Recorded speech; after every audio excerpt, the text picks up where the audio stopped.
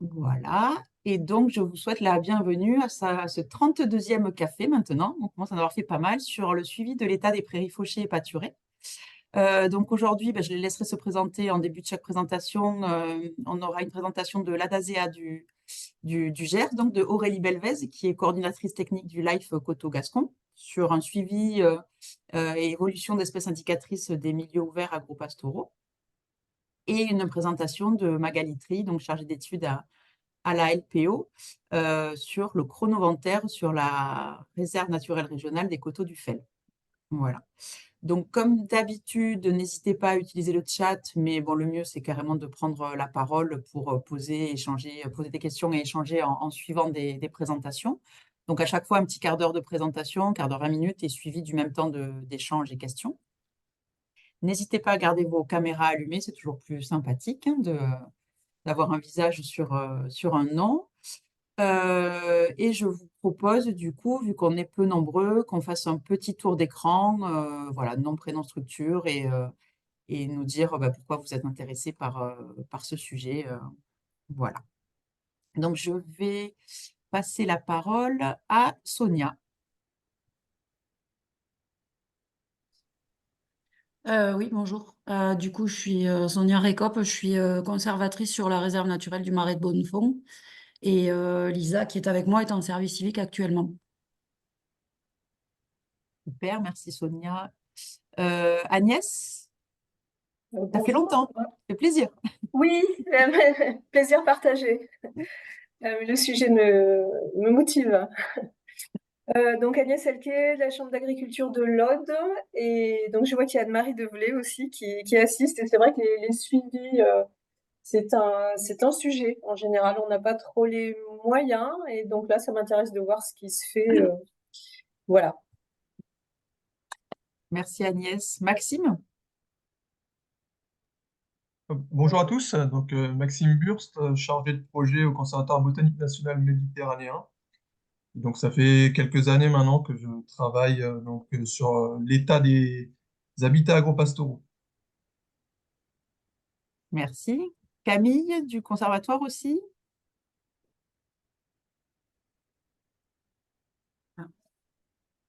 Ah, Camille, on ne te voit pas et on ne t'entend pas non plus. Je passe la parole à Catherine. Tu nous feras signe si quand ça refonctionne peut-être. Oui, bonjour. Donc, Catherine André, je suis conservatrice de la réserve de Jujols dans les Pyrénées-Orientales. Et nous, on va devoir mener des suivis dans le cadre des mesures agro-environnementales. Voilà. Merci Anne-Marie. Oui, bonjour à tous. Donc Anne-Marie Develay, je suis chargée de projet Natura 2000 à la région Occitanie. Et donc, voilà, hein, comme le disait Agnès, nous, notre grosse porte d'entrée sur le monde agricole, c'est les mesures agri-environnementales.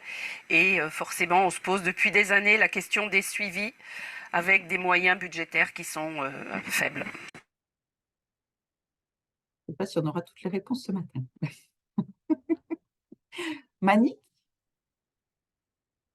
Oui, bonjour. Donc, Manick Vigourou, je suis chargée de mission Natura 2000 en Lozère à l'association Copage. Alors là, je ne sais pas si c'est David, Damien, j'ai pas tout le nom en entier. Baldachi, monsieur? Bonjour, du coup c'est Duncan, moi, j'ai pas eu le Ah, temps de changer le nom, et mon nom désolée. c'est Batachi. Y a pas de souci. Et je m'étais pas inscrit du coup, mais je suis connecté un peu au dernier moment. Je travaille pour le département de l'Hérault au domaine de Restinqulière à Prades-le-Lez, et je suis gestionnaire espace naturel. Et la thématique m'intéressait beaucoup parce qu'on a pas mal de prairies méditerranéennes sur le domaine, et c'est un des enjeux de conservation, un des majeurs qu'on a sur le site. Donc voilà. Ok, super, merci. Et Camille, du coup, qui est revenue. On a l'image et le son aussi, peut-être? Oui, c'est bon, désolé, j'ai eu Vous m'entendez bien? Oui, Oui, ok. Donc, je travaille au Conservatoire botanique de Pyrénées-Midi-Pyrénées et je suis chargée de restauration écologique des milieux ouverts. Et donc, je réalise des suivis de prairies. Ça m'intéresse de suivre aujourd'hui. ça marche, merci. Leslie? Oui, Leslie Campourcy, donc je suis conservatrice de la réserve naturelle régionale Les Coteaux du Fel qui se situe au nord du département de l'Aveyron. Donc, je vais aider Magali qui va faire la présentation sur le chronoventaire sur les prairies de la réserve. Et Colline? Bonjour, du coup, Colline Dupont. Il y a un écho. Si souci, vous m'entendez bien? Ah là, c'est mieux. Ok. Du coup, Colline Dupont, je suis la stagiaire donc, de Leslie Campourcy, donc au sein de la LPO Aveyron. Et moi, je vais travailler plutôt sur l'aspect changement climatique au sein de la réserve. Un gros morceau. Bon, eh bien, je vais passer la parole à Aurélie. Aurélie, je te laisserai te présenter, du coup, partager ton écran ensuite pour ton intervention. Donc Aurélie Belvez, je travaille à la DASEA du Gers. Avant d'être la coordinatrice technique du Life Coteau-Gascon, j'étais animatrice de site Natura 2000 et animatrice de PAEC, MAEC. Donc vos questions, je les connais depuis longtemps. On va voir quels éléments je peux vous apporter et voilà, ça sera, on verra. Vous me direz. Voilà, on n'est vraiment pas sur le côté MAEC, mais ça peut peut-être amener des éléments de réflexion sur des méthodes, des choses peut-être un peu simples, question Flore. On va commencer. Je vais partager ceci. Hop. Est-ce que ça fonctionne? Est-ce que tout le monde a l'écran? Super. Oui, c'est bon. C'est parti. Il y a juste Donc, une petite barre sur le côté. Peut-être, je ne sais pas si tu peux hop, la je faire. Oui. vais vous mettre un tout petit. Hop. Comme ça, c'est mieux? Oui, c'est bon. Ok. Donc, la DASEA du Gers, pour celles et ceux qui ne nous connaîtraient pas, donc nous, on est une association en loi 1901, on a une petite cinquantaine d'années, à l'origine sur installation de transmission et depuis 1992-94, tout ce qui est agro-environnement, agroécologie, et depuis 2011, on a une vocation de médiation entre l'agriculture et l'environnement. On est 19 salariés maintenant avec des profils assez variés et un conseil d'administration à la fois avec des structures agricoles, rurales et des gens avec qui on travaille, donc les gestionnaires de milieux naturels. Et on intervient, mais j'ai déjà dit agroécologie, tout ce qui va être, il y a du partenariat local, environnement, aménagement du territoire. Donc, côté vraiment très rural dans le Gers et dans quelques départements limitrophes. Donc, moi, je suis la coordinatrice de ce projet LIFE Coteau-Gascon. Donc, LIFE, c'est l'instrument financier de l'environnement. C'est un fonds européen. On a FEDER, FEADER, FSE, qu'on connaît par ailleurs. Et LIFE est un autre fonds qui a été mis en place en 92 également, pour tout ce qui va être lié à l'environnement. Et donc, nous, on a candidaté et on a obtenu ce fonds-là en 2019. Mais ce que je vais vous présenter, la réflexion en amont, en fait, elle date de 2016-2017. Donc, temps court et temps long à la fois, donc il y a des choses qui ont pu évoluer. Donc, le territoire, il concerne une grande partie du Gers, donc c'est la zone la plus herbagère. On a 2600 hectares, avec des objectifs sur préserver et restaurer la continuité écologique de ces milieux ouverts agropastoraux. Donc, préservation, les maintenir, les restaurer, donc avec aussi des actions vraiment liées à l'élevage. Donc, on réouvre les milieux et on aménage ces milieux pour avoir un élevage de qualité avec des conditions de travail pour les éleveurs qui soient aussi bonnes, on va dire, ou améliorées. Accompagner les propriétaires dans la gestion de leurs terres. Donc, qu'est-ce qui se passe quand j'ai un fermier qui arrête, puisque la dynamique de la population, elle est celle-ci. Et qui est-ce que je retrouve en face et quelles clauses environnementales éventuellement je peux mettre? Sensibiliser les habitants et les visiteurs, parce que le Gers n'étant pas très réputé pour sa biodiversité, elle est quand même là, et impliquer les élus pour une meilleure intégration, parce que les prairies et autres, ce ne sont pas uniquement que des futures zones à aménager. Donc, dans le cadre du LIFE Coteau-Gascon, toutes ces actions, elles doivent être suivies, ça fait partie des obligations du LIFE. Donc, il y a du suivi, différents types de suivi, et donc, nous, il y a plus particulièrement deux types de suivi qui sont suivi et évaluation mis en place. Donc, un suivi et évaluation de la continuité écologique, puisque toute cette partie-là du Gers, si vous dézoomez, ben voilà, on a un corridor lié aux milieux ouverts agro-pastoraux entre, on va dire, sud de la France, Espagne et le reste de l'Europe. Donc, un suivi cartographique voilà, à partir des données de localisation des prairies, donc le avant-après, et un suivi de l'état de conservation des parcelles restaurées. Donc, vu que Camille Mulatero est là, s'il y a des questions, vous pourrez lui poser aussi. Et aujourd'hui, on va plutôt parler du suivi et évaluation d'espèces indicatrices. Donc, le pas de temps, nous, c'est 2021 et 2025, puisque le projet LIFE a commencé fin 2020 et il va se terminer fin 2025, et que les suivis doivent être faits absolument pendant la période de financement. On en reparlera, on reviendra sur les limites.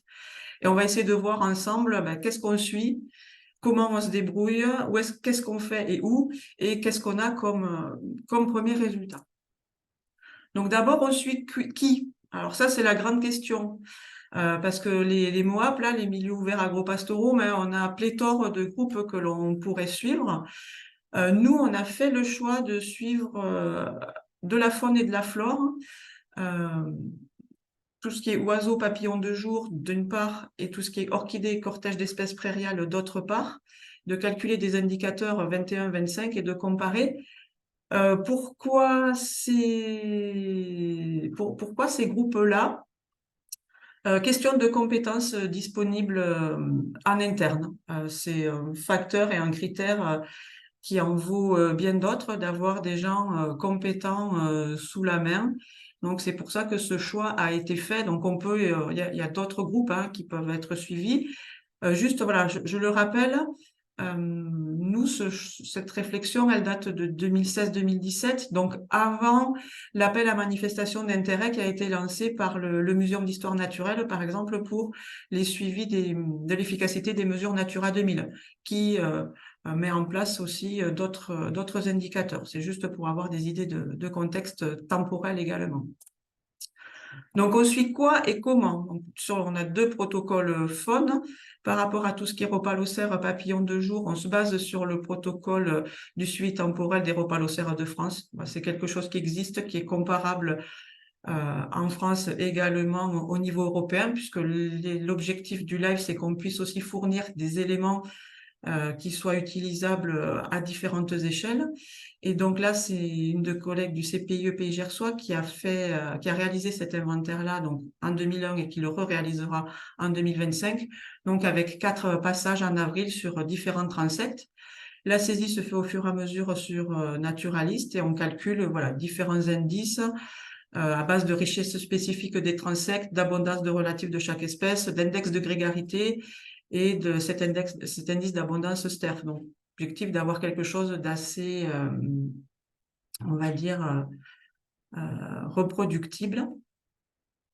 Côté avifaune, donc ça, c'est l'indice des ponctuels d'abondance qui a été mis en place par Benjamin Long, notre collègue de la DASEA, donc avec des points d'écoute plutôt précoces, plutôt tardifs. Donc, j'ai mis à titre indicatif les périodes, mais voilà, tout dépend aussi des conditions météo. Là aussi, avec une saisie sur Naturalist, et on retrouve le même type d'indices qui sont calculés, richesse spécifique, abondance et l'IPA moyen.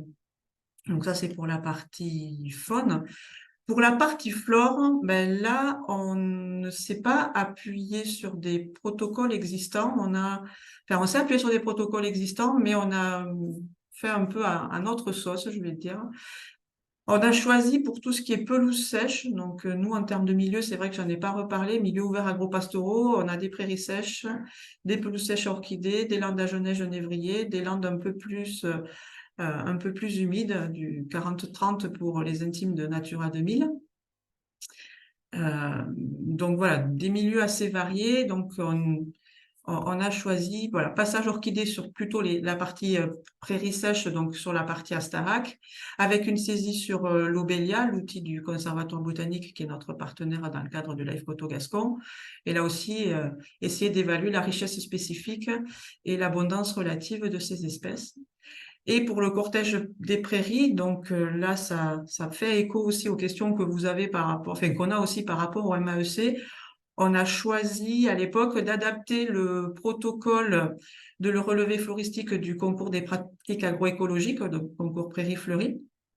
Donc, bien sûr, adaptation de la liste nationale aux caractéristiques du Gers.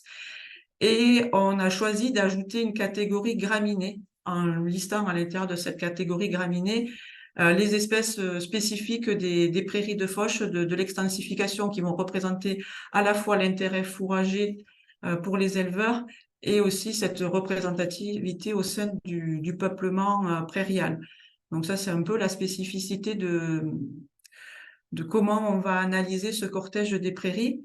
Donc là, avec l'enjeu de passer au bon moment, donc entre mai et juin, avant que les parcelles ne soient pâturées ou fauchées. Donc c'est la même chose pour les orchidées. Donc avec mise en place d'un indice sur l'état de conservation par prairie, et essayer de voir un peu aussi ce qui va nous permettre, vous le verrez tout à l'heure dans les résultats, d'enfoncer des portes ouvertes, de voir la répartition un peu par état de conservation, par type d'habitat et par pratique. Donc, on suit où? Alors, vous avez vu, on a un grand territoire. Donc, si on veut faire un suivi exhaustif, on peut y passer plein de temps. Ça fera plaisir à plein de naturalistes et on aura plein de données et nous, on sera ravis. Mais comme partout, Anne-Marie l'a relevé, il y a la question des moyens. Donc, les moyens étant limités, l'objectif poursuivi, c'est d'avoir la représentativité des milieux et de leur état de conservation. Donc, je l'ai dit, des milieux secs, des milieux humides. On a un gradient qui est différent entre la partie Armagnac et la partie Astarac, qui est plus calcaire. On s'est basé sur des réservoirs de biodiversité. Donc, ces réservoirs de biodiversité-là, ils s'appuient notamment sur les réservoirs de biodiversité du SRCE de l'ex-région Midi-Pyrénées. Et voilà, on a travaillé à partir de ça, à essayer d'avoir une diversité d'habitats et d'états de conservation, d'avoir une répartition aussi homogène au sein de ce territoire. Donc, vous avez les réservoirs en vert et les petites placettes de suivi qui apparaissent en rouge.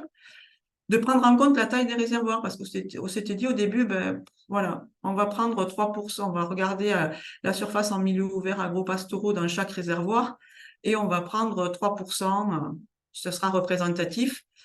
Sauf que c'est ce qu'on met dans un petit encart, 3% quand on a des réservoirs tout petits, là, comme le réservoir 23 ici ou le 21, on se retrouve avec des surfaces à les diagnostiquer de l'ordre de la vingtaine d'arts, pardon. Donc après, avec toutes les questions de déplacement et autres, donc voilà. À chaque fois, on s'adapte. On a aussi inclus des sites Natura 2000, étrangement, dans notre suivi-évaluation, puisque au sein de Natura 2000, c'est pas forcément toujours très simple non plus historiquement d'avoir des moyens pour le suivi. On a pu le faire, nous, en 2009 et en 2019 sur 2 sites, le site des Coteaux du Lisay qui est sur le réservoir 11 et le site de la Loze sur le réservoir 2, donc qui se basait également sur un suivi notamment des orchidées. Donc, ce qui va nous permettre aussi d'alimenter ces données-là et de pouvoir les réinjecter aussi dans le réseau Natura 2000. On a aussi articulé avec les autres programmes en cours, donc tout ce qui est espace naturel sensible, la 4ZH, des actions aussi de l'association botanique gersoise pour venir mettre des points de suivi là où il y a des besoins qui n'étaient pas satisfaits. Intégration des pratiques agricoles et aussi des enjeux connus. On savait que sur certains endroits, il y avait des enjeux de transmission d'exploitation avec des milieux ouverts agro-pastoraux ou des besoins de réouverture, ce qui nous permettait aussi de coupler le suivi-évaluation des indicateurs de ces espèces, mais aussi de restauration des milieux. Donc, avec l'idée aussi d'une efficacité et d'une efficience dans les déplacements, dans les moyens mis en œuvre. Qu'est-ce que ça donne comme premier résultat? Le premier résultat, en fait, c'est qu'à partir de tout ça, on a mis en place, c'est un peu le premier résultat et l'aboutissement, des fiches stations pour essayer de synthétiser toute cette information, puisque on a 4 personnes différentes qui sont intervenues pour les différents suivis faune et flore. Donc, l'objectif, c'est de ne pas perdre la mémoire aussi de ce qui s'est fait en 2021, parce que on va le refaire en 2025 et peut-être si si on a des sous, le faire un petit peu plus tard, avec de pouvoir revoir ça un petit peu plus tard. Donc, d'essayer d'avoir une fiche qui synthétise où sont localisées les parcelles, les points de suivi, les points de transect, voilà, des remarques sur les conditions d'accès et les premiers résultats. Voilà, en image, ça donne ça. Un peu ce que je disais, on enfonce les portes ouvertes. Qu'est-ce que ça donne quand on a une gestion par fauche sur une prairie de fauche? Ben, on a pas mal d'espèces de papillons, d'oiseaux, on a une bonne note de prairie fleurie. Et quand on a un milieu qui n'est plus géré depuis quelques années, ben voilà, les indicateurs disent que ben, c'est un peu moins bien. C'est pour ça que je dis qu'on enfonce un peu aussi parfois des portes ouvertes. Plus précisément sur chacun des groupes que l'on a inventoriés. Donc, sur ce qui est papillon de jour, donc je vous laisse un peu plus de 7500 données, donc 75 espèces inventoriées, certaines qui sont strictement liées à ces milieux ouverts agropastoraux, d'autres qui sont en partie et d'autres qui sont vraiment plus ubiquistes. Donc, avec, par rapport aux 18 espèces identifiées par l'OPI dans le Gers qui constituent le cortège, on en a retrouvé 17, donc c'est plutôt intéressant. Et voilà, premières analyses qui montrent effectivement que la richesse, elle est plus importante lorsque les transects sont dans des milieux ouverts, prairies, fauches, etc. Donc voilà, comme petite illustration, un petit papillon que vous avez vous aussi certainement sur vos milieux. En termes d'oiseaux, donc là, un petit peu moins de 2000 données, donc 84 espèces inventoriées. Là aussi, on a différencié celles qui étaient strictement liées au milieu ouvert agropastoraux de celles qui étaient en partie liées ou pas, ou qui étaient liées à d'autres milieux. Avec aussi en termes d'enjeux patrimoniaux, des espèces à statut soit européen, français ou ex-Midi-Pyrénées, et avec des cortèges agropastoraux qui sont parfois très bien représentés en fonction des espèces. Donc voilà, vous avez une petite illustration avec en vert, là, on a les différents lieux de points d'écoute. Et voilà, à chaque fois, le nombre d'espèces observées, est-ce que cette espèce, elle est strictement liée au milieu ouvert agropastoraux? Est-ce qu'elle est en espèce de rose saumonée principalement liées, mais pas que, ou est-ce qu'on a des espèces à plus large spectre? En termes d'orchidées, donc là, 29 espèces inventoriées. Donc dans le département, on sait qu'on en a 47. Donc on en a voilà, on en a une bonne partie, sachant que celles qui sont vraiment liées au milieu agropastoraux que nous on visait, on en a à peu près 60. Donc c'est plutôt pas mal. Sachant que ça a été fait en 2021 où on avait des conditions un peu plus pluvieuses au printemps, donc les conditions de passage aussi à prendre en compte. Une espèce à protection nationale, l'orchis parfumé, 4 espèces déterminantes SNIEF. Et là aussi, on a des choses qui sont assez variées. On va avoir un quart des espèces qui ont beaucoup plus de 5 taxons, donc plus variées, et des parcelles de pelouse qui sont sans espèces, mais là vraiment liées à l'état de conservation, à la fermeture des milieux. Donc nous, l'objectif après étant de voir qu'une fois qu'il y aura eu aussi des travaux, que ces espèces-là reviennent. Et ce qui est végétation des prairies, donc là, il y a 72 parcelles de prairies qui ont été inventoriées. On a voilà, là aussi une disparité des notes entre les parcelles, donc on va dire, mauvais à très mauvais. On aurait pu même mettre, puisqu'on est à 3,3, avec des parcelles en état bon, puisqu'on est à 15 on peut être jusqu'à 15 de moyenne. Donc, je vous ai mis une petite capture là sur le même secteur.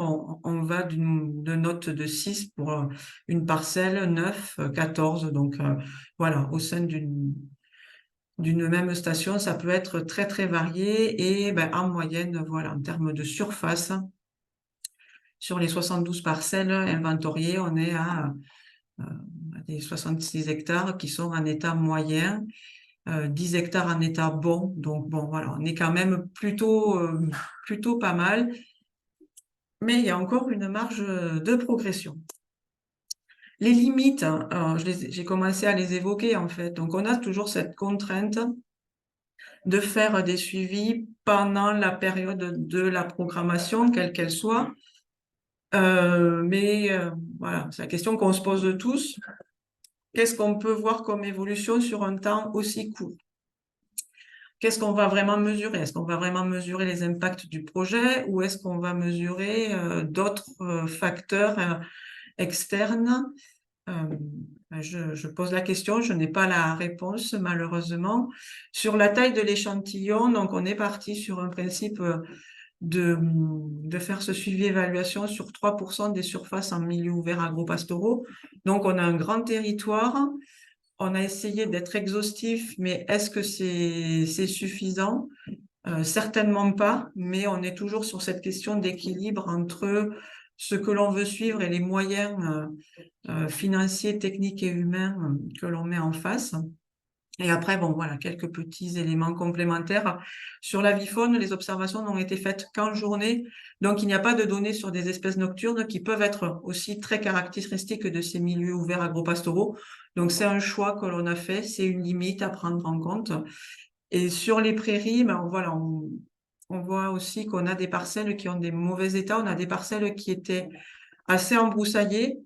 Donc voilà, ça reflète aussi cet embroussaillement, mais c'est pas forcément très adapté. Et nous n'avons pas une analyse fine des communautés comme d'autres outils qui ont pu être développés depuis cette époque-là, type Floréal par le Conservatoire botanique et l'INRAE. Donc voilà, c'est un peu toutes ces questions qui se posent. En fait, moi, je voudrais remercier aussi tous mes collègues qui ont fait ce travail de terrain. Donc là, on a flouté notre collègue Benjamin Long qui est en train de faire, lui, le suivi oiseau sur son téléphone portable. Alors les gens, des fois, se demandaient qu'est-ce que c'est que ces personnes qui sont au milieu des champs et qui passent leur temps sur des appareils numériques modernes. Mais non, c'est du travail. Je voudrais remercier aussi Léa Girard, Maxime Duclos qui ont travaillé sur ces inventaires et Claire Laurent du CPIE, donc qui vont recommencer ça normalement l'année prochaine. Voilà, si vous voulez en savoir plus, nous sommes disponibles sous différents formats et y compris le bon vieux moyen téléphonique. Merci à vous. Merci beaucoup, Aurélie. Timing parfait. J'ai essayé de Présentation tenir le hyper timing, claire. de parler vite. Des remerciements comme aux Oscars à la fin ou au César, je ne sais pas. Non, Merci, collègues. C'était non, c'était super. Est-ce que vous avez des questions du coup sur cette présentation, enfin sur cette présentation et sur voilà tout ce qui est en lien, tout ce qui est autour, les limites, les contraintes, etc. Ah ben Anne-Marie. Alors, j'ai des questions d'abord très pratiques. Je sais, tu l'as peut-être dit et peut-être que j'ai été distraite par mes mails, mais sur les prairies fleuries, c'est la méthode de la diagonale et des 3/3 pour faire les relevés? oui, alors j'ai pas détaillé parce que je sais que tu le sais que je suis très bavarde et que ça peut durer très longtemps. Oui, en fait, on utilise vraiment la méthode des transects. Donc, on trace un transect dans la parcelle, 3/3, et sur chacun des 3/3, on relève les espèces. Si je peux remettre la diapo, c'était le petit tableau de synthèse. Si ça doit peut-être parler un petit peu plus à tout le monde. Je repartage ça. Hop.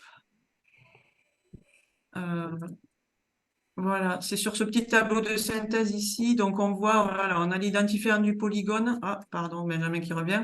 On a nos 3 transects ici qui apparaissent, le premier tiers, deuxième tiers, troisième tiers. On note par famille et on a la somme pour chaque tiers. Et ensuite, pour avoir l'état moyen de la parcelle, on fait la somme des 3 tiers. Voilà.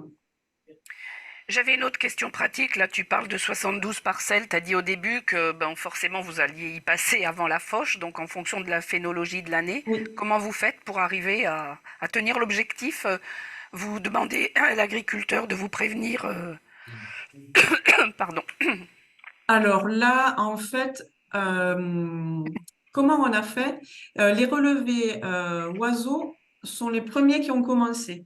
Donc, comme on est toujours sur la même parcelle, en fait, les relevés oiseaux ont commencé et donc on a pris contact avec les propriétaires et les agriculteurs déjà pour leur dire, voilà, ce qu'on va faire chez vous, est-ce que vous êtes d'accord ou pas? Il y a des parcelles qu'on a dû exclure parce que justement, c'était pas forcément jouable en termes d'accessibilité des parcelles, que ça soit de l'accessibilité physique parce que bah, des fois c'est voilà pas moins pratique ou parce que les personnes avaient d'autres projets effectivement et donc on a convenu avec eux de pouvoir venir faire le suivi.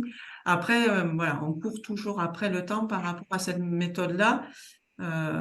Sachant qu'il y avait 4 personnes, donc ce qui permettait qui travaillaient sur le suivi prairie fleurie. Donc ça permettait d'envoyer tout le monde sur le terrain en même temps et de pouvoir voir sur un laps de temps assez court l'ensemble des prairies. Donc c'est vraiment, il faut avoir du monde sous la main si on veut le faire. Si c'est qu'une personne, ça va être plus compliqué. Je ne sais pas si ça répond à ta question. Oui, oui, oui. Après, j'avais une question sur les papillons. Là, tu as dit 17 espèces répertoriées sur les 18 patrimoniales recensées par l'OPI. Est-ce que vous avez commencé à regarder sur ces espèces relevées des milieux ouverts, enfin, la comparaison par rapport aux espèces attendues sur ce type de milieu? Alors, ça a commencé à être fait. Donc, c'est ça, c'est que sur les 18 en fait attendus, on en a normalement 17. Après, tout le travail n'est pas encore terminé puisque ça sera aussi de la comparaison avec 2025. D'accord, oui, mais là, les 17 par rapport à 18, c'était vraiment sur les espèces patrimoniales. Non, c'était sur toutes les espèces de Ok, l'OPI. d'accord, ok, c'est moi qui ai mal lu. Non, Et non, puis, c'est peut-être ouais. moi qui l'ai précisé, tu vois, c'est bien, comme ça je pourrais faire un diaporama plus précisé, plus précis. Et ma dernière question, à la fin, là, quand tu poses toutes les questions, notamment sur la taille de l'échantillon, est-ce que vous êtes accompagné par des statisticiens pour regarder la robustesse de l'échantillon, comme ça a pu être le cas dans ce qui a été fait sur la mesure couvert 6? Alors non, parce qu'on ne l'avait pas prévu dès le début. Après, j'ai l'avantage de travailler avec des personnes qui sont plus férus de stats et d'utilisation de ce logiciel diabolique qui est R. Donc qui ont quand même qui peuvent quand même apporter des éléments par rapport à ça. Après, ça fait partie effectivement des limites. On n'est pas non plus dans un travail de recherche. Par rapport au Live Coteau Gascon, on va travailler vraiment plus sur cet aspect-là avec un projet européen de recherche financé par un fonds H2020, donc ce projet qui s'appelle le RESTPOL pour restauration des pollinisateurs. Donc on travaille notamment avec l'INRAE à Nîmes. Donc certaines des parcelles, notamment qui sont ressemées en prairie avec le concours de Camille, là rentrent dans un protocole d'études scientifiques avec des stats pour faire un avant-après l'intérêt par rapport aux pollinisateurs. Donc, on va dire que le LIFE et ces parcelles-là, maintenant, elles peuvent aussi servir à la communauté scientifique et naturaliste pour s'appuyer et avoir des éléments complémentaires. Ok. Non, c'était ma réflexion, c'était juste que sans être dans un programme de recherche, ce qu'on a vu sur l'étude couvert 6, c'est qu'en fait, la statisticienne de l'INRAE, quelquefois, nous disait non, non, vous pouvez pas écrire que vous tirez telle conclusion parce que votre échantillon n'est pas assez robuste. C'était simplement ça, quoi. Alors, c'est pour ça que je disais qu'on enfonce des portes ouvertes, parce que oui, du point de vue statistique, c'est jamais assez robuste. On n'a jamais un échantillon assez représentatif. Là, on va donner des tendances et on va, voilà, on peut donner des grandes tendances, mais jamais être affirmatif. De toute façon, en science, on n'est jamais affirmatif. C'est dans l'état actuel des connaissances qui évoluent au jour le jour. Merci beaucoup. On a d'autres questions. Peut-être Magali, et pardon, mais ensuite, non. J'arrive pas à lever la main, en fait, je trouve pas. C'était juste pour rebondir en 2 secondes sur ce disait Aurélie. Dans le Live Coteau-Gascon, le CBNPMP, on réalise des suivis de restauration, mais aussi de prairies sources, donc des prairies naturelles. Et donc nous, on se questionne vivement sur les stratégies, enfin, protocole d'échantillonnage. Donc c'est plein de choses auxquelles on va pouvoir répondre et apporter des infos. Voilà. Merci pour la précision, Oui. Camille. Alors, Donc, on a présenté qu'une partie pour lancer la discussion, parce qu'il y a beaucoup d'autres choses qui sont effectivement faites. Donc, voilà. du coup, Magali, tu avais une question, et ensuite Maxime, et ensuite Agnès. On voit que Oui, ça a bien lancé du coup le débat, justement. j'avais juste une question sur la liste des espèces d'oiseaux strictement liées au MOAP. En fait, c'est une liste qui est déjà préétablie, qui a été faite sur des entités paysagères de votre département. Comment ça se passe? Alors là, ça, je peux pas te répondre parce que c'est mon collègue Benjamin Long qui est plus spécialiste de cette partie et il n'est pas là aujourd'hui. Mais je peux noter cette question et y répondre ultérieurement. Ouais, parce que ça m'intéresse. Nous, on avait fait ça il y a quelques années avec Mathieu Hort du GOG à l'époque, Oui. sur les paysages agro-pastoraux. Et effectivement, il était sorti des listes d'espèces qu'on retrouvait que sur les milieux ouverts et Et semi-ouverts. je pense que c'est ça en fait, hein.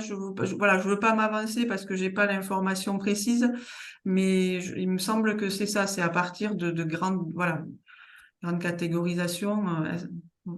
Oui, c'est juste pour préciser que à partir de ce travail-là, on a vu qu'en Aveyron, ça marchait pas forcément.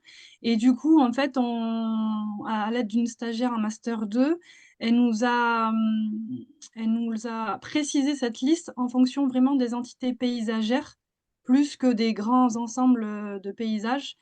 Et elle nous a modélisé une sorte d'indicateur, en fait, où, en fonction du nombre d'espèces qu'on devrait atteindre sur notre site, sur notre exploitation, par exemple, exploitation agricole, et ben, on a une note, comme tu l'as fait sur d'autres taxons. Et c'est vrai que voilà, ça reste un indicateur, mais je trouve que c'est intéressant. Après, les limites, c'est que effectivement, en fonction de conditions météorologiques, en fonction du nombre de passages aussi, je crois que tu as mis 2 passages pour les oiseaux. Oui. Voilà, des fois, c'est limitant. On n'a pas toutes les espèces qu'on imaginerait avoir. Mais bon, ça reste de l'échantillonnage. Mais Voilà, ça reste. je veux bien que tu me fasses passer cette liste, ouais.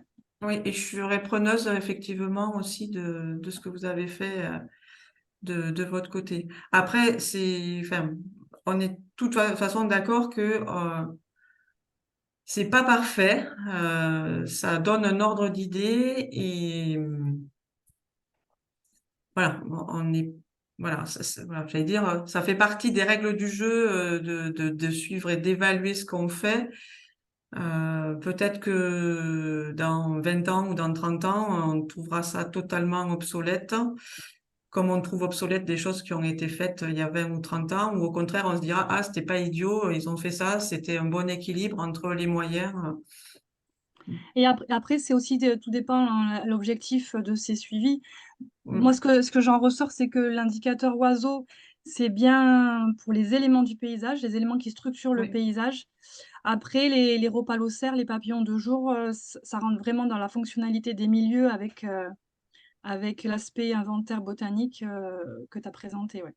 Voilà, et comme nous, on travaille sur cette question de continuité, de connectivité, ça permet d'intégrer ces éléments-là. Ok, merci. À plus, après, avec un traitement carto, pour voir où sont des noyaux de biodiversité, etc. Donc en fait, ce n'est qu'une partie du travail qui se combine avec d'autres éléments. Merci. Maxime? Ok, donc je vais prendre la parole. Donc, bah, déjà, merci beaucoup pour la présentation parce que moi, j'ai trouvé que c'était un très joli travail et très intéressant, hein. On a vu en fait que vous avez travaillé du coup sur plusieurs groupes taxonomiques, et plusieurs habitats, hein. Vous avez présenté prairies, pelouses, sèches, etc., etc. Alors moi, j'ai au moins deux questions. La première, c'est j'ai pas très bien compris dans quelle mesure en fait est-ce que vous avez couplé ou non les collectes de données pour les différents groupes taxonomiques sur les mêmes placettes d'échantillonnage, ou est-ce que c'est totalement différent? Est-ce que du coup les transects par exemple pour les rhopalocères, la vifoune, les orchidées ou les cortèges de prairies sont totalement différents, ou est-ce que c'est les mêmes transects? Alors, hop, je prends cette question-là parce que mon cerveau a une capacité limitée. Oui, Et comme allez-y. ça, je partage et je vais remettre, je suis passée un peu vite. Je vais remettre la diapo qui va permettre de mieux comprendre ça. Donc voilà, par exemple ici, ça, je ne sais pas si tout le monde voit le pointeur, on a ici une Mhm. parcelle qui est suivie. On a le lieu 2, ce petit lieu dit, la Dabenque. Donc ça, c'est la parcelle qui est suivie. Donc on a le point d'écoute oiseau qui est ici. On a le transect indicateur prairie fleurie qui apparaît en vert avec les 3 indicateurs ici. Et on a le transect papillon qui est mentionné ici. La seule chose qui n'est pas, qui n'apparaît pas sur la carto, c'est la partie liée aux orchidées, parce que là, c'est vraiment balayé à vue dans la parcelle. Il n'y a pas un transect fixe qui est établi. Donc là, ça, c'est le cas pour cette parcelle. Voilà, par exemple, il y a aussi cette autre parcelle qui est suivie. Donc, on retrouve à chaque fois les différents éléments. Donc, on a, en fait, sur chaque réservoir de biodiversité, on va avoir une ou plusieurs parcelles qui va être suivies. Et sur chaque parcelle, voilà, grosso modo, si c'est une prairie, on va avoir oiseaux, papillons, concours prairie fleurie, on va simplifier. Si c'est une pelouse, on va avoir oiseaux, papillons, relevé orchidées. Donc c'est toujours sur le même. Voilà, cette petite carte-là permet de l'illustrer, de bien voir que tout se fait au même endroit.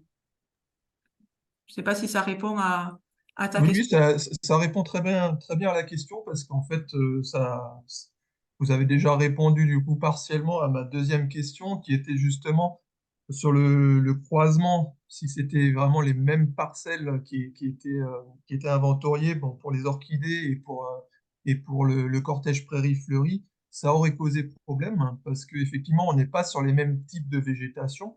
Et Oui. donc, le protocole prairie fleurie n'est absolument pas adapté pour des pelouses sèches dans lesquelles on retrouve en fait les orchidées que vous recherchez. Voilà, Donc, c'est bien. Je ne l'ai peut-être pas assez précisé sur la diapo où on présentait les protocoles, mais c'est vraiment ça, c'est que pour pelouse sèche, ce sont les orchidées. Pour prairie, c'est adaptation concours prairie fleurie.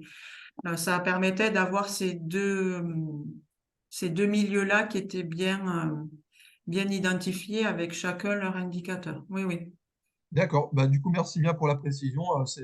Je pense que c'est important d'effectivement bien le préciser parce que du coup, voilà, on est quand même sur deux milieux qui sont très différents en termes de biodiversité Oui, végétale. Et donc, c'est important de pouvoir bien distinguer oui. ça quand vous faites vos analyses.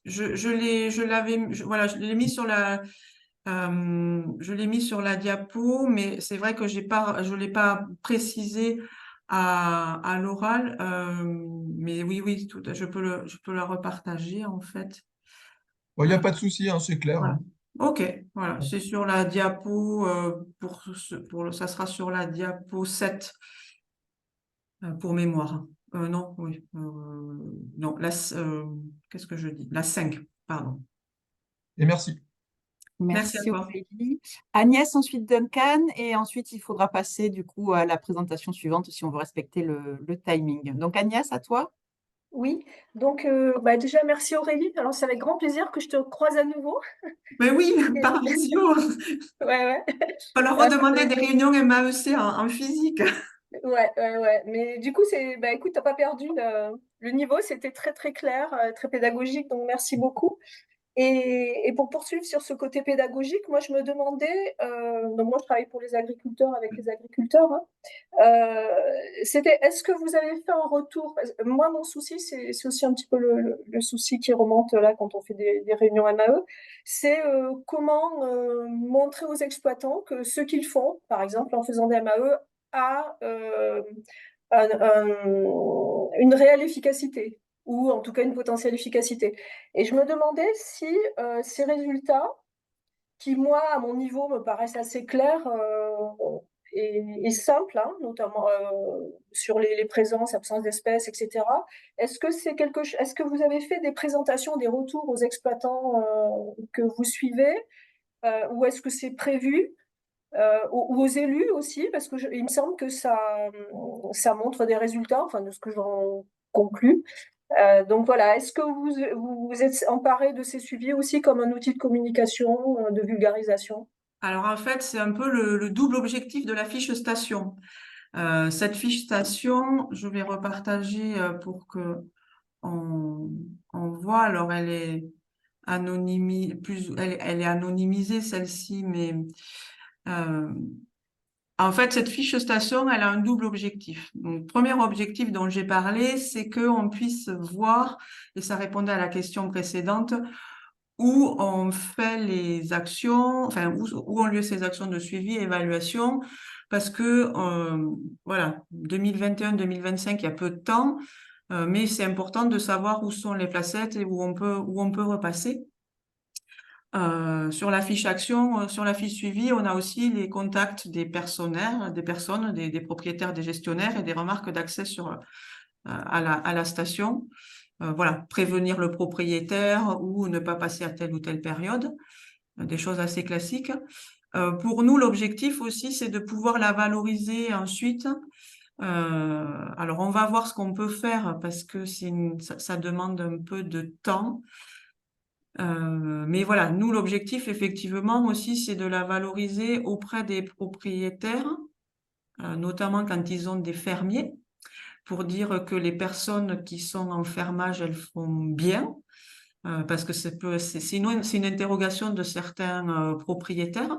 Le retour, bien sûr, aux agriculteurs pour voir un peu comment ils se situent. Et aux élus, on va commencer une série de réunions destinées aux élus, donc maires, conseillers municipaux, élus dans les collectivités, à partir du 9 avril. Et effectivement, ça va faire partie des choses qu'on va amener. Donc, ces réunions pour les élus, elles sont vraiment destinées à leur faire prendre conscience des enjeux liés au milieu ouvert agro-pastoraux, liés à l'élevage, liés à la dynamique à la dynamique démographique. Donc, depuis janvier, les questions liées à l'agriculture ont fait la une de l'information, des informations, mais peut-être leur amener un peu des éléments aussi sur leur territoire. Donc, effectivement, ce que tu dis, Agnès, c'est des choses qui sont, voilà, qui sont en cours de diffusion. On s'était posé la question aussi de pouvoir le diffuser à plus grande échelle, mais RGPD aidant, voilà, il y a des choses un peu à anonymiser, mais c'est vrai que ce sont des résultats qui sont intéressants et je pense que c'est important de valoriser, comme tu le dis, ce travail-là. Pour eux-mêmes, qu'ils aient aussi conscience de ce qu'ils font, parce que certains ne se rendent pas forcément compte de ce qu'il y a. Pour les propriétaires, hein, puisqu'on a vraiment, nous, ces questions-là des propriétaires qui disent, bon, est-ce que ça, c'est bon ou pas? Les élus et après le grand public. Effectivement, ça, c'est la dernière cible. Et éventuellement une autre cible, puisque il y a aussi tout ce qui est conseiller et conseillère élevage, pour que ces milieux-là, ça soit vraiment une cible et de dire, ben voilà, n'oubliez pas que il y a ces milieux-là à valoriser chez les éleveurs et s'ils ne vous en parlent pas, ben continuez de leur en parler parce que ça a un intérêt. Typiquement, ce qu'on va faire dans le cadre du Live Coteau-Gascon, cette année, on organise le concours des pratiques agroécologiques sur le territoire du Live Coteau, mais avec tes collègues de la Chambre d'agriculture du Gers, notamment un conseiller élevage et fourrage, pour voilà, aussi continuer ce travail entre on va dire, les différents acteurs, que ce soit les éleveurs, les propriétaires, tout le conseil agricole et le grand public. Après, voilà, c'est aussi la discussion avec les filières d'élevage, que ça soit bovin, ovin ou autre, que eux puissent aussi s'appuyer sur ces résultats-là en termes de communication positive. Voilà, de dire, on s'appuie on travaille sur des milieux qui sont le support des milieux divers, qui sont le support de notre activité, et on génère, entre guillemets, on génère de la biodiversité. Donc, voilà, il y a tous ces Bon. aspects, effectivement, de communication. J'ai beaucoup débordé, je pense. Oui, Julie, ça merci marche. Aurélie. Alors, C'est vrai qu'il y a encore une Julie dernière qui question et s'agite. effectivement, il faudrait qu'on passe à la partie, à la prochaine présentation. Mais bon, c'est super intéressant et puis je vous invite à vous recontacter en direct, hein, comme d'habitude. Je vous enverrai un mail avec les contacts de chacun, donc pour continuer les discussions ultérieurement. Duncan, je te laisse poser ta question quand même rapidement, avec une réponse Je peux la rapide. poser dans Aurélie, je te fais confiance. le chat peut-être. Pardon. Non, du coup, je peux la poser dans le chat éventuellement, Aurélie. C'est juste pour avoir une référence sur une étude que tu as mentionnée. Du coup, je vais juste écrire et et puis si tu as les éléments. dis-nous si je l'ai. Non, tu as parlé du projet par rapport aux Pollinisateur? pollinisateurs et aux prairies mellifères. Oui. Pas Si prairie-mellifère, juste dans ces parties, c'était fait. c'est pas prairie-mellifère. Ça, c'est un projet sur les pollinisateurs qui s'appelle RestPoll. Ok. Je mettrai les références. Je peux mettre les Camille. références dans le chat, je les copierai moi du coup dans le mail que j'enverrai à tout le monde en Oui, suivant après pour que tout le monde ait ça marche. les données. Super, merci. Merci pour vos questions. Merci. Eh ben Magali, c'est à toi. Je te laisse partager ton écran et te présenter. Alors oui, bonjour, Magali Tri, chargée d'études naturalistes à la LPO Occitanie, délégation territoriale de l'Aveyron. Donc, je vais vous partager mon écran. Hop.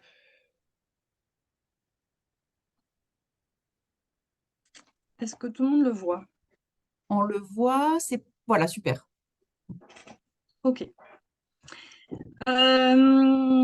Donc, moi, ça sera moins complet qu'Aurélie parce qu'en fait, on est un petit peu des jeunes dans ce type de suivi. Je vais vous expliquer plus loin. Donc, on a mis en place un nouveau protocole. Donc, voilà, sur la réserve naturelle régionale des Coteaux du Fel. Donc, je vais vous faire une rapide présentation de cette réserve naturelle pour qu'on puisse la localiser et puis comprendre les enjeux. Ensuite, je vais vous parler un petit peu d'un des objectifs qui avait été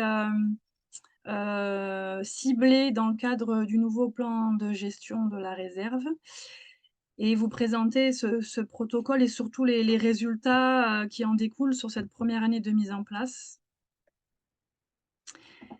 Donc voilà, la réserve naturelle des Coteaux du Fel, elle se situe, comme le disait Leslie, dans le Nord Aveyron, sur la commune du Fel.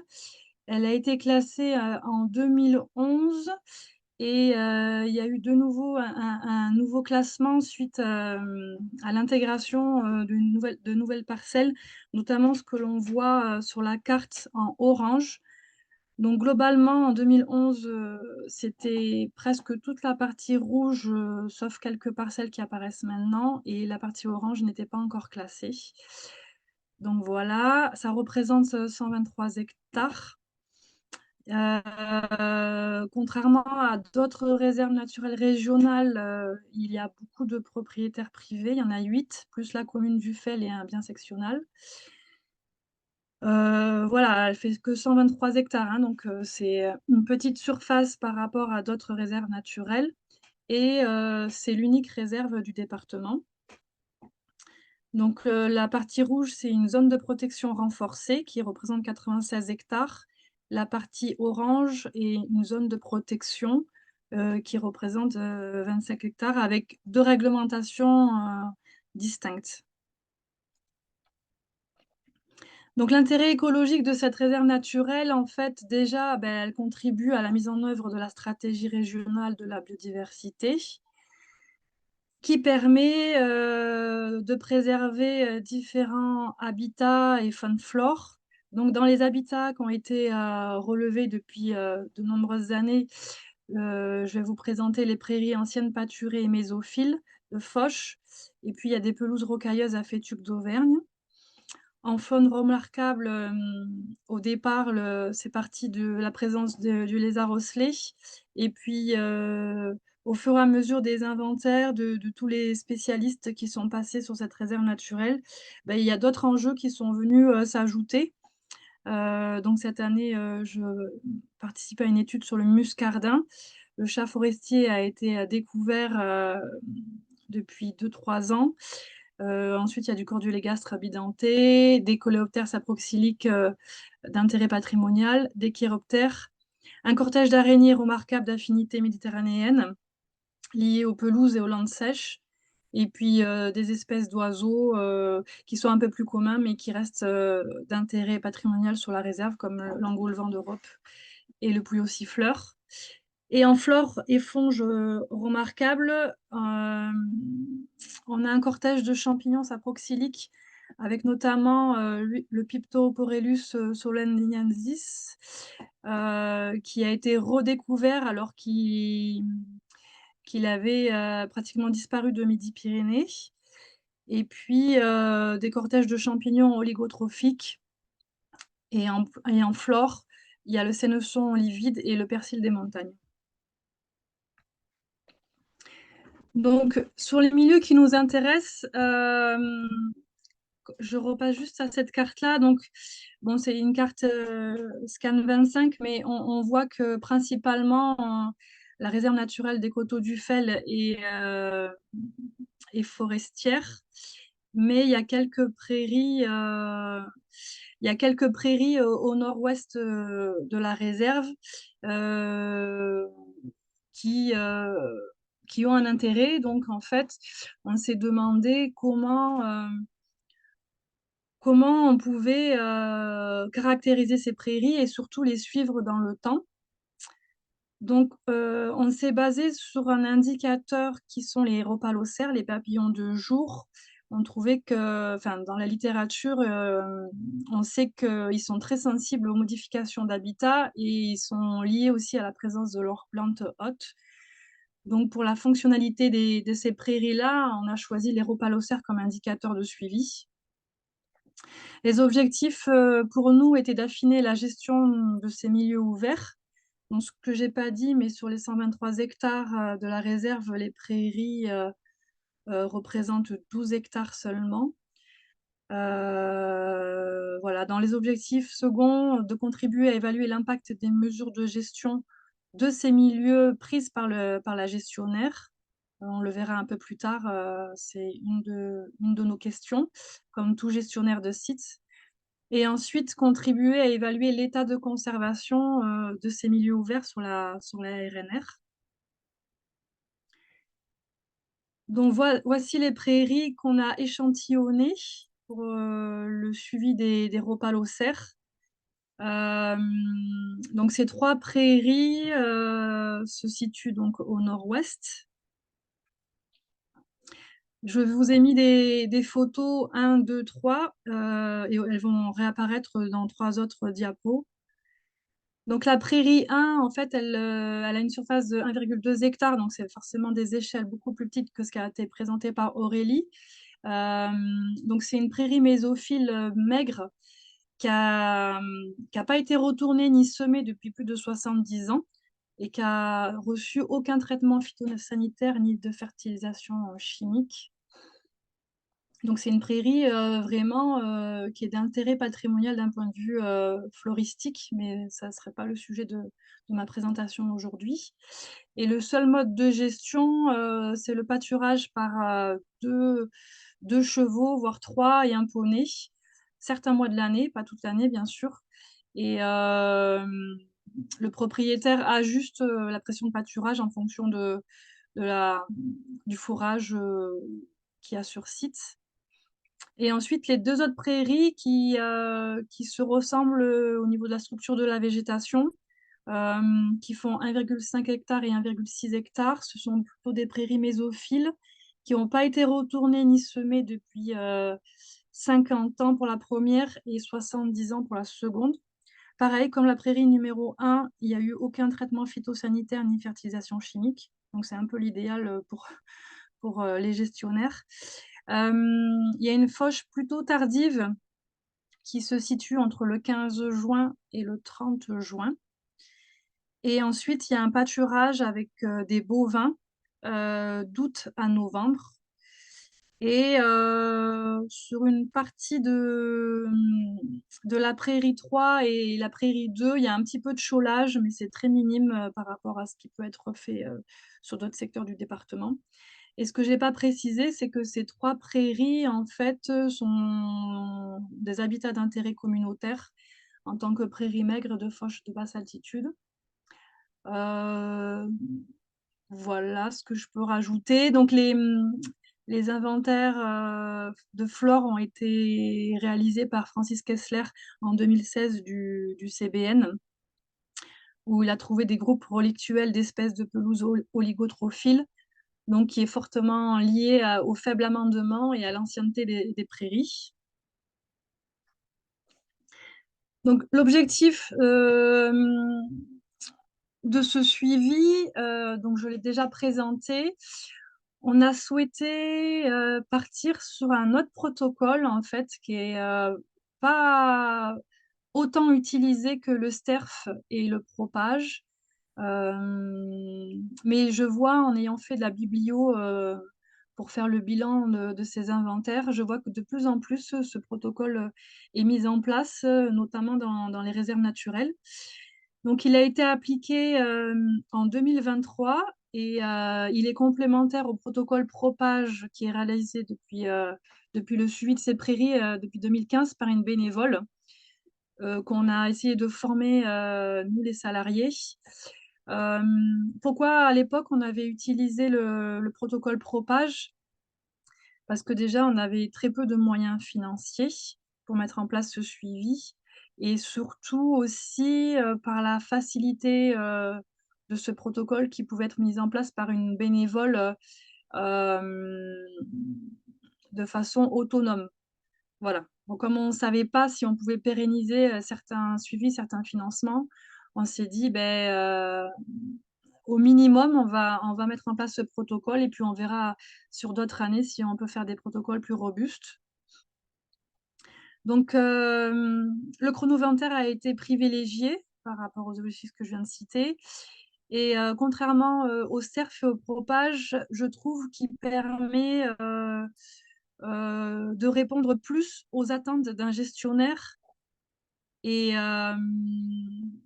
donc, vous me direz, selon le retour que je vous présenterai, voilà ce que vous en pensez. Donc, dans un premier temps, comme les autres protocoles, il permet de connaître les richesses en cortège de rhopalocères sur les stations échantillonnées. Vous verrez pourquoi on peut détecter avec ce protocole les espèces rares qui ne sont pas détectables, notamment dans les 2 autres protocoles. Il nous permet aussi de suivre l'évolution de la composition des cortèges de rhopalocères, de mesurer les tendances d'évolution du cortège en fonction de la gestion pratiquée et de connaître l'indice de sténoétie. Donc cet indice, en fait, c'est la proportion d'espèces spécialistes d'un site comparé au cortège d'espèces attendues. Voilà. Donc, moi, ce que je trouve intéressant dans le STERF et le propage, c'est que, en fait, il contribue à l'échelle nationale à connaître l'évolution des tendances des effectifs. Par contre, il ne permet pas de répondre localement pour tout gestionnaire de sites. Donc, c'est pour ça qu'on s'était orienté vers ce protocole. Et donc, j'ai mis, si vous êtes intéressé par ce protocole, j'ai mis les références en bas de cette diapo. La mise en place, en fait, elle est très simple. on va dire qu'elle est applicable comme le STERF et le propage, mais elle a pas du tout la même mise en place. C'est-à-dire que l'idée, c'est d'être sur un itinéraire échantillon aléatoire. On va pas faire tout le temps le même transect. Donc, en fait, on se balade sur la prairie échantillonnée, à faible allure, bien sûr, et on inventorie par tranche de 5 minutes toutes les espèces qu'on voit. Alors, la plupart des espèces, on peut les identifier à vue, et certaines, je vais les capturer et les identifier instantanément. Donc, on arrête le chrono, parce que c'est tous les 5 minutes, on arrête le chrono, on identifie, on relance le chrono. Et donc ça, c'est des tranches de 5 minutes. Et jusqu'à ce qu'on obtienne plus de nouvelles espèces. C'est-à-dire que minimum, il faut faire 15... minimum, il faut faire 20 minutes de protocole. Et à partir de la dernière nouvelle espèce qu'on aura inventariée, on va rajouter 15 minutes. Si au bout de ces 15 minutes, on n'a pas de nouvelles espèces, on arrête le protocole. Donc, il y a une pression d'observation, en fait, qui est beaucoup plus intense que le STERF et que le propage. Et du coup, il permet de se rapprocher des activités de toute la communauté rhopalocérique qu'on peut trouver sur la prairie. Par contre, comme le STERF, les prospections s'étalent à partir de la floraison du prunelier. Donc, selon les départements, ça peut varier d'avril à voire fin avril, début mai, selon si on est en moyenne montagne ou pas. Donc, les prospections doivent se faire d'avril à mi-septembre. Et au minimum, il faut passer tous les 15 jours pour inventorier et mettre en place ce protocole. Donc nous, clairement, c'était pas possible. Donc on a trouvé un compromis. C'est-à-dire que au lieu globalement de faire 12 passages, on va en faire que 6 sur une période moins étalée et tous les 15 jours, 3 semaines. D'un point de vue budget et puis temps qu'on peut mettre dans ce protocole, voilà, on est parti sur ce compromis. Donc les résultats. Sur les 3 prairies mésophiles échantillonnées, on a recensé 38 espèces. Cette première année qu'on a mis en place, c'était en 2023, l'année dernière. Ça nous a permis de rajouter quand même 17 espèces supplémentaires par rapport à la liste d'espèces qu'on avait depuis 2015 dans le cadre du suivi propage. Donc, il y a 2 explications à cela. La première et la plus évidente, c'est que dans le cadre du propage, on inventoriait 2 prairies mésophiles et un verger. Dans le cadre du chrono-inventaire, les objectifs ont été ciblés avec le nouveau plan de gestion et qui voulait répondre à des objectifs du gestionnaire sur les milieux ouverts. Donc, on a enlevé le verger et une des prairies mésophiles n'a plus pu être suivie parce que les propriétaires ont souhaité sortir du périmètre de la réserve. Donc, voilà, on a remodelé les prairies, donc c'est forcément normal qu'on trouve de nouvelles espèces. Par contre, c'est des prairies qui se ressemblent d'un point de vue de la structure de la végétation. Donc voilà. Et après, le deuxième point, pourquoi on a ces nouvelles espèces, c'est que ce protocole nous permet vraiment d'avoir une pression de prospection plus poussée et de détecter les espèces rares, puisque on reste jusqu'à ce qu'il n'y ait plus de nouvelles espèces détectées. Donc, on a trouvé 2 nouvelles espèces patrimoniales, Hipparchia stalinus et Fabriciana niobe, grâce à ce protocole, donc le faune et le chiffre. Et donc, le nombre d'espèces s'élève à 74 espèces pour la réserve maintenant, à savoir que dans le département, on atteint 160 espèces connues. Pour vous donner une ordre d'idée, sur les prairies, globalement, on a passé entre 40 et plus de 1 heure et quart sur chaque prairie par session. Voilà. Les espèces les plus observées sur les 3 prairies, là j'ai fait plutôt global. On a trouvé le procris, le myrtille, le cuivré commun, le collier de corail et l'azuré commun. Donc c'est des espèces classiques hein, qu'on peut retrouver sur ces milieux-là. Par contre, ça reste quand même ces espèces généralistes restent quand même des indices sur la structuration. Et donc l'idée de suivre ce protocole sur plusieurs années, c'est de connaître les fréquences de ces espèces pour savoir d'un point de vue stabilité globale du cortège des espèces généralistes comment elles se comportent.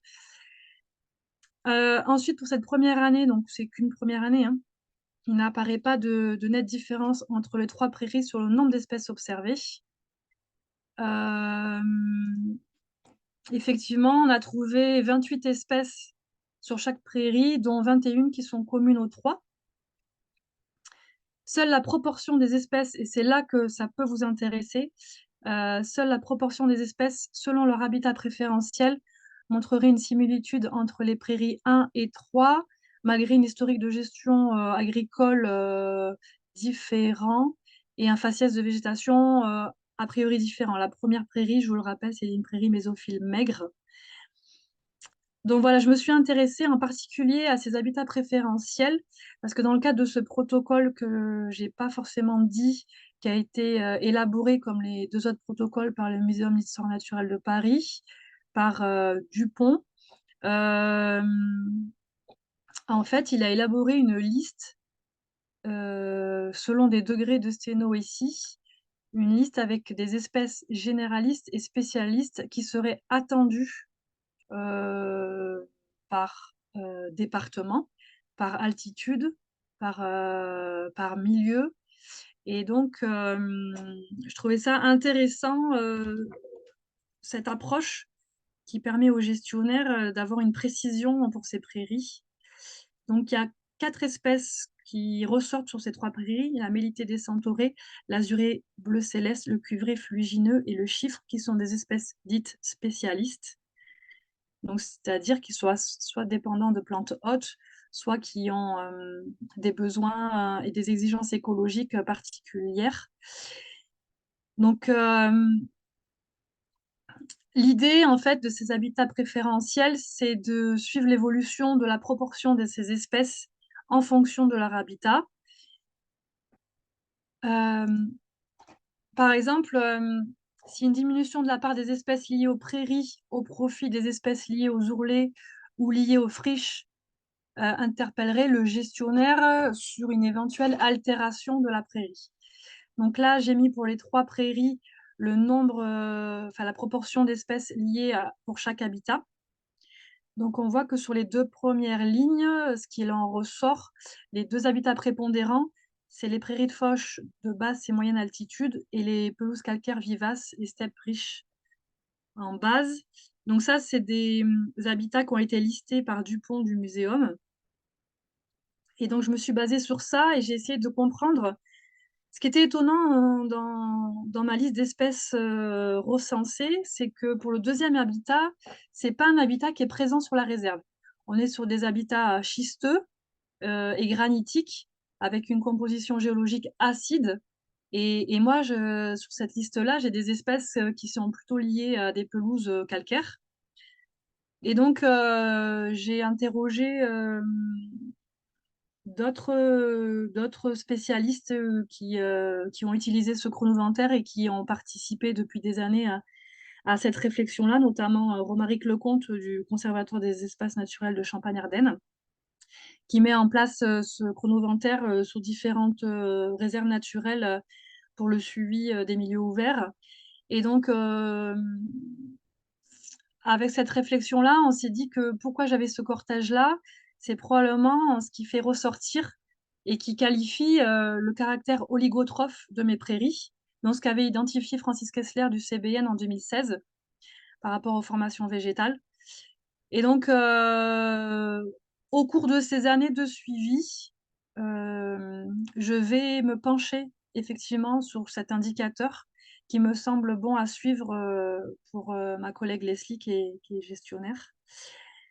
Donc voilà, et puis j'ai fini. Globalement, ce sera un suivi pluriannuel, donc on est parti sur un suivi sur 5 ans. C'est le minimum qu'on peut demander sur ce type de suivi pour avoir un semblant de résultats et de précision sur les analyses. Par contre, ce que je n'ai pas fait, ce que je ferai au cours de la 5e année, c'est sur l'intégrité du peuplement. C'est-à-dire que je comparerai le nombre d'espèces spécialistes observées par rapport aux espèces spécialistes attendues. Et donc ça, il faudra que je l'affine parce que Dupont, il a déjà fait ce premier travail, mais je pense que c'est un travail à l'échelle nationale avec, avec des prépondérances par département, mais il faudra affiner pour le département de l'Aveyron avec notre base de données, l'épinette, et puis à dire d'experts aussi, pour préciser ces espèces spécialistes attendues. Donc, je vous remercie pour cette écoute et je suis ouverte à toutes vos questions. Merci Magali. Alors, est-ce que vous avez des questions sur les chronoventaires? Anne-Marie? Oui, en fait, au-delà du fait que le chrono-inventaire va vous permettre de contacter plus d'espèces, je n'ai pas compris pourquoi vous dites qu'il vous semble plus utile pour orienter la gestion que le STERF. Alors, c'est ce que je présentais sur les dernières diapos, c'est-à-dire que on va pouvoir obtenir des espèces, enfin détecter des espèces rares qui nous, forcément dans le STERF, on peut en détecter, mais la pression d'observation est pas assez puissante pour avoir une liste, on va dire, qui atteigne une exhaustivité. Et le fait d'avoir cette liste d'espèces généralistes et d'espèces spécialistes va nous orienter sur l'évolution de ce cortège de papillons, d'une part, comme peut le faire le STERF, mais aussi sur une précision selon le mode de gestion qu'aura entrepris la conservatrice. Et ce qu'il me semble ne peut pas nous apporter le STERF. Mais je suis, je te vois dubitative, mais du coup, je suis prête à échanger là-dessus. Hein. Non, je ne sais pas. Est-ce que vous en avez discuté avec l'OPI, par exemple? Alors, j'en ai discuté avec Bastien Loubotin Ouais. de l'OPI. Et pareil, c'est des protocoles un peu nouveaux qui sont mis en place. Maintenant, il y a le chrono-capture qui paraît encore plus robuste. Donc, je pense qu'on tâtonne encore. Et on n'a pas autant de recul que peut nous apporter le STERF. Mais voilà, ça reste critiquable, mais en tous les cas, je trouvais que ça apportait plus d'orientation pour le conservateur. Ok. Merci. Maxime? Oui, merci.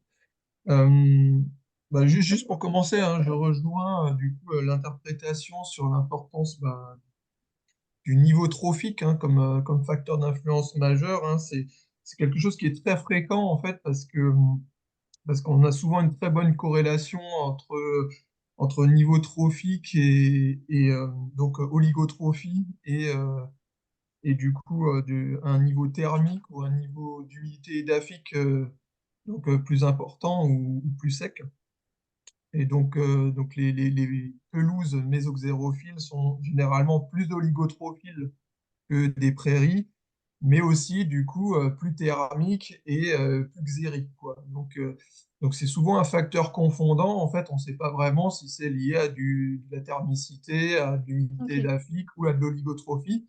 Et a priori, il y a beaucoup de résultats récents qui semblent montrer que l'oligotrophie est probablement un facteur qui avait été sous-estimé par le passé. L'autre chose, c'est que du coup, vous avez montré que, alors ma question, elle est là, c'est que vous avez montré qu'il n'y avait pas beaucoup de différence en fait entre vos trois prairies. Et en fait, moi, je me posais une question hein, de néophyte sur les rhopalocères. C'est quel est l'ordre de grandeur de déplacement en fait des des papillons diurnes dans une journée, parce qu'en fait, vous avez montré que vous avez des prairies de faible surface qui sont adjacentes ou très proches les unes des autres. Et donc, lorsqu'on met en place vos protocoles, est-ce qu'on n'a pas un risque d'avoir des papillons qui viennent de la parcelle d'à côté lorsqu'on observe en fait nos papillons, et donc qui peut causer du coup une confusion, une homogénéisation en fait des résultats. Oui, tout à fait. Tu as entièrement raison. En fait, c'était là un petit peu quand on a fait le plan d'échantillonnage, j'avais posé la question à ma collègue conservatrice sur cette problématique-là. Et il s'avère que je m'en suis rendu compte effectivement l'année dernière sur la mise en place de ce protocole. C'est que les deux prairies mésophiles profitent, entre guillemets, de la proximité de la prairie maigre quant aux échanges des repas locères. Et effectivement, ben, même s'il y a un alignement d'arbres ou des haies, ben, les papillons, ils vont au-delà et ils se promènent sur toutes les prairies. Donc, c'était ça un petit peu aussi une des limites de ce plan d'échantillonnage, c'était que j'avais pas tellement le choix de choisir des prairies éloignées et que effectivement il doit y avoir un effet d'échange d'espèces entre prairies, mais je me dis que peut-être que je verrai un effet au bout de 5 ans, enfin un effet. euh, je pourrais préciser en fait la richesse spécifique de mes prairies qu'au bout de 5 ans, en espérant qu'il n'y ait pas. Enfin, il restera des échanges, mais je pense que le cortège sera un peu différent.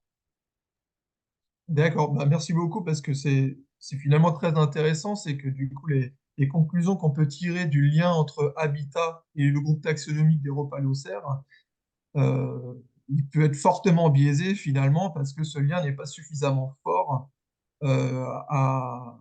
sur des surfaces d'échantillonnage qui sont très réduites. Mhm, tout à fait, tout à fait. Mais enfin, tu as vu sur la carte, on n'avait pas tellement le choix. Les prairies sont regroupées dans le nord et puis tout le reste, c'est forestier. Donc, si j'ai un conseil à vous donner, effectivement, c'est de bien distinguer des prairies éloignées les unes des autres pour pouvoir échantillonner de manière plus efficace. Si je peux apporter un complément d'information, notamment sur le suivi de l'état de conservation des prairies. En fait, dans le cadre du plan de gestion, on a aujourd'hui 3 indicateurs qui ont été définis pour suivre l'état de conservation de ces prairies. Donc, c'est notamment le protocole qu'a mis en place Magali. Il y a aussi le suivi phytosociologique de ces prairies qui va être mis en place par le CBN-PMP. Qu'on aurait déjà dû mettre en place depuis 2 ans, mais par problème de manque de financement. Du coup, on arrive pour l'instant pas, enfin en 2024, j'ai pas réussi à le mettre en place, mais il y a un gros intérêt à le mettre en parallèle du suivi de Magali, parce que notamment, il y a une problématique, comme vous l'avez vu dans la présentation de Magali, une partie des prairies, en tout cas, sont chaulées. Donc, dans le cadre du suivi fait par le Conservatoire botanique, on va aussi s'attacher à avoir la différence partie chaulée, partie non chaulée, avec des sites témoins, etc., pour mieux comprendre et pour mieux adapter la gestion aussi. Et puis, un dernier indicateur qui, là, est uniquement sur la prairie ancienne, c'est le cortège de champignons qui est assez remarquable au niveau de l'échelle nationale. Donc voilà, c'est aussi le Conservatoire botanique qui va suivre, mais là, il est un peu, on va dire, mis à l'écart, mais c'est bien le chrono-inventaire et le suivi flore qui va être effectué par le CBN qui vont devoir être mis en corrélation pour pouvoir conclure sur l'état de conservation et adapter la gestion si besoin.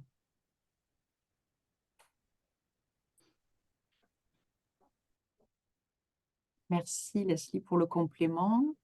Il est 10h30, donc on est pile poil dans les temps. Est-ce qu'il y a une dernière question pour Magali? Non. Bon, et bien alors on finit incroyablement à l'heure. Merci donc à toutes les deux pour les présentations et puis à tous les participants pour la richesse des échanges. Je vous envoie en suivant du coup les 2 supports présentés ce matin, ainsi que les adresses de tous les participants et ceux qui s'étaient inscrits aussi, donc intéressés par la thématique, mais qui n'ont pas pu participer au final. Le prochain café sera sur les suivis et la gestion des amphibiens, donc le 25 avril. Et d'ici là, je vous souhaite une excellente journée et une bonne fin de semaine. À bientôt à tous. Au revoir. À bientôt, merci. Bien, Merci. Au revoir. merci beaucoup, bonne journée. Merci, au revoir.